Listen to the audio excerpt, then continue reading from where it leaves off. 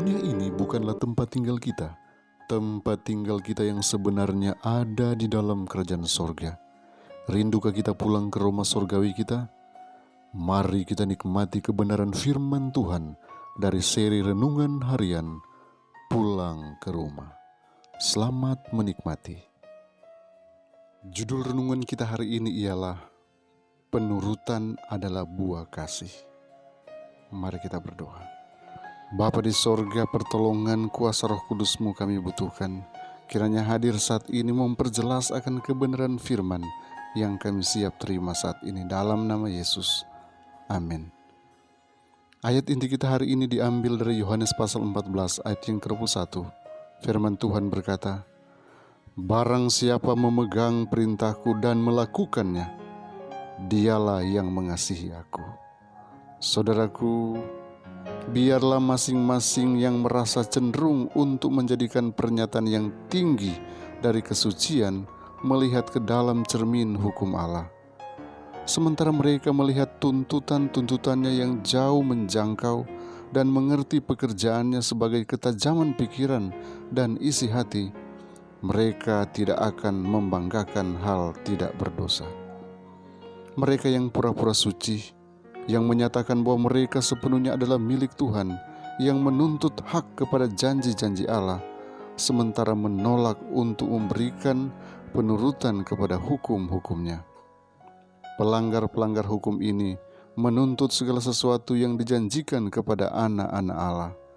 Tetapi prasangka ini adalah pada bagian mereka, karena Yohanes menceritakan kepada kita bahwa kasih yang benar bagi Allah akan dinyatakan dalam penurutan kepada segala hukumnya.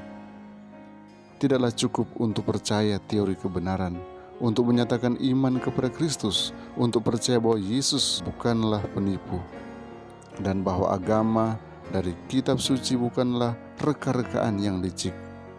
Barang siapa berkata, "Aku mengenal dia," tetapi tidak menuruti perintahnya, Yohanes menulis, ia adalah seorang pendusta dan di dalamnya tidak ada kebenaran. Tetapi barang siapa menuruti firman-Nya, di dalam orang itu sungguh sudah sempurna kasih Allah. Dengan itulah kita ketahui bahwa kita ada di dalam Dia. 1 Yohanes 2 ayat 4 dan 5. Yohanes tidak mengajarkan bahwa keselamatan itu harus didapat oleh penurutan, tetapi bahwa penurutan itu adalah buah iman dan kasih. Dan kamu tahu bahwa ia telah menyatakan dirinya supaya ia menghapus segala dosa. Ia berkata, dan di dalam Dia tidak ada dosa. Karena itu setiap orang yang tetap berada dalam Dia tidak berbuat dosa lagi.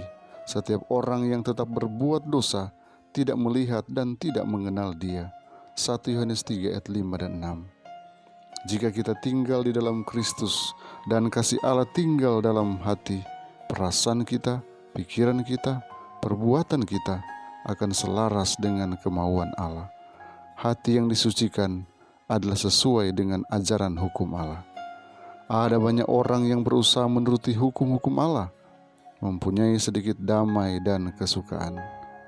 Kekurangan dalam pengalaman mereka ini adalah akibat suatu kegagalan untuk menggunakan iman.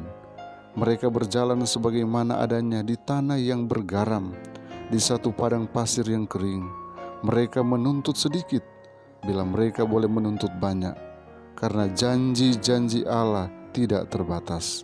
Orang yang demikian salah menggambarkan penyucian yang datang melalui penurutan akan kebenaran.